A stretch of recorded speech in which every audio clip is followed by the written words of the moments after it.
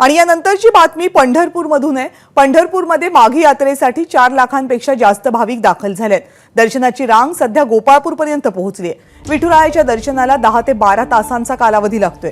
प्रत्येक भाविकांना मंदिर समितीकडून दर्शन रांगेमध्ये नाश्ता आणि भोजनाची व्यवस्था करून दिली जाते।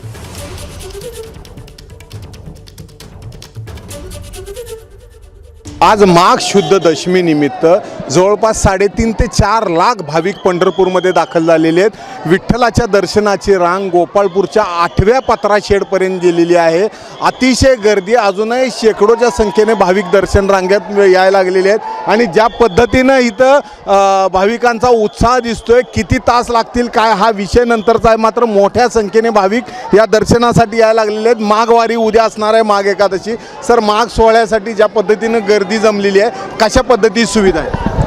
माघवारी उद्या आहे आणि ही माघवारी आता आपण पाहतोय की प्रचंड गर्दी भाविक या पंढरी नगरीमध्ये दाखल झालेले आहेत। साधारणपणे 5 ते 6 लाख भाविक उद्या या माघ एकादशीला असतील असा अंदाज प्रशासनाचा आहे।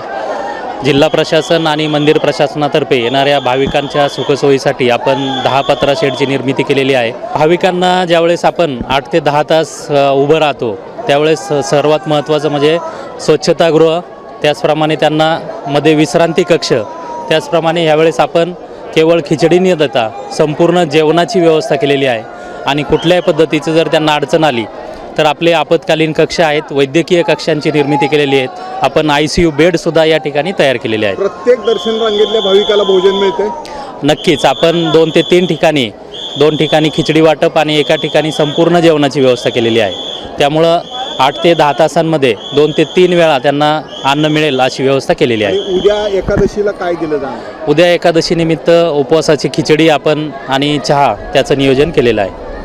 तर हे होते कार्यकारी अधिकारी राजेंद्र शेळके सर। ज्या पद्धतीनं भाविकांची संख्या आहे हे पाहता यंदा पहिल्यांदाच मंदिर समितीनं माघी यात्रेमध्ये प्रत्येक भाविकाला जेवणाची आणि नाश्त्याची सोय केलेली आहे। प्रत्येकाला मिनरल वॉटर म्हणजे मिनरल वॉटरच्या बाटल्या दिल्या जात आहेत आणि चहाची व्यवस्था केली जात आहे। त्यामुळं 10 ते 12 तास रांगेत उभारणं भाविकांसाठी त्रासदायक होणार नाही याची काळजी मंदिर समितीने घेतलेली आहे। आणि आज हे दर्शन रांगेत उभारलेल्या भाविकांना आता यानंतर 10 ते 12 तासांनी विठ्ठलाचं दर्शन होणार आहे। कॅमेरामन सचिन जाडेसह सुनील देवान, एबीपी माझा। एबीपी माझा, उघडा डोळे बघा नीट।